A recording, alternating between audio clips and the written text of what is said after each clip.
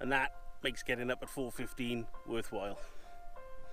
Can't beat a sunrise in the desert, ever.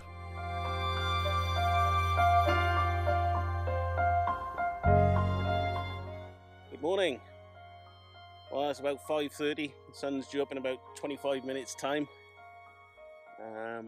I was up at 4:15 to get out here. We're at the sand sculptures just south of Dhafra Air Base, and I'm hoping to catch the sunrise behind the sand sculptures here.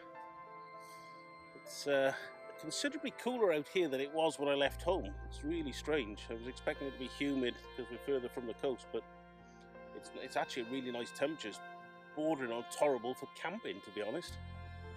But anyway, we're looking at this big sand sculpture here.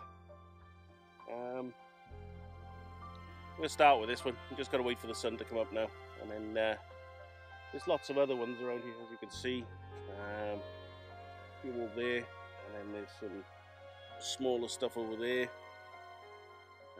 The only issue I have here is electricity pylons and keeping the electricity pylons out of the shot. So we'll wait for the sun to come up, and then we'll start taking some shots and see what we get.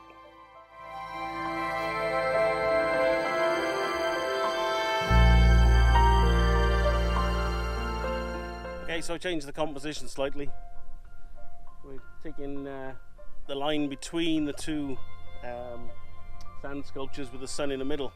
The sun came up through the haze, so we didn't actually see it break the horizon. So the sun is now quite high, even though it's not a lot of glare because of the haze. So it might give us that sort of moonscape feeling. So we'll try a couple of shots like this, and then maybe take it off the tripod and have a wander around the smaller sand sculptures, see what we can do.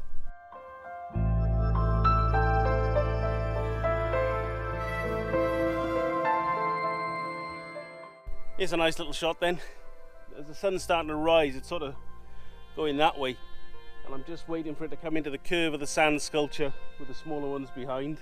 The only downside is I'm trying to get rid of, you can see on the horizon there's a building, so I'm having to move quite far this way to hide it there behind the sand sculpture itself. So let's see how this one comes out.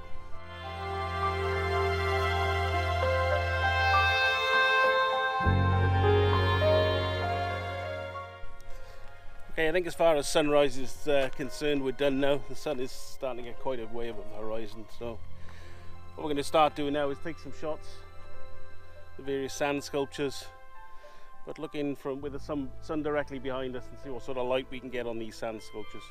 Let's see what we can come up with.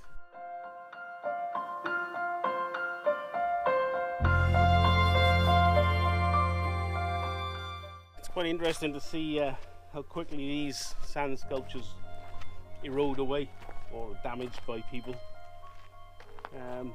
This here, I don't know if you can see this here, this little seat area here, before the summer was a complete seat area. You can see the rocks down in there. I've actually got a picture of my daughter sat on this probably just before the summer, maybe March time last year.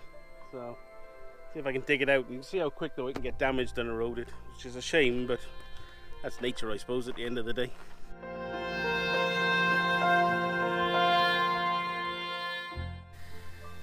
Well, I think that's us done for the morning. The sun is getting high, so the temperature's going to start to come up. What I might just do though is we'll pack the tripod and most of the gear away. We'll just take the camera on the back on the seat with us. We'll drive down the length of these sand sculptures and then all the way back up the other end on the way out, and see if there's any little sand sculptures we can take photographs on the way out. So but there we go, that's it. We're done for this week. I've got a joyful trip to Saudi next week, so I don't think there'll be any photography on the cards for next weekend. Unfortunately, I'll be stuck offshore. But anyway, hit that like button, subscribe, and we'll catch you on the next one.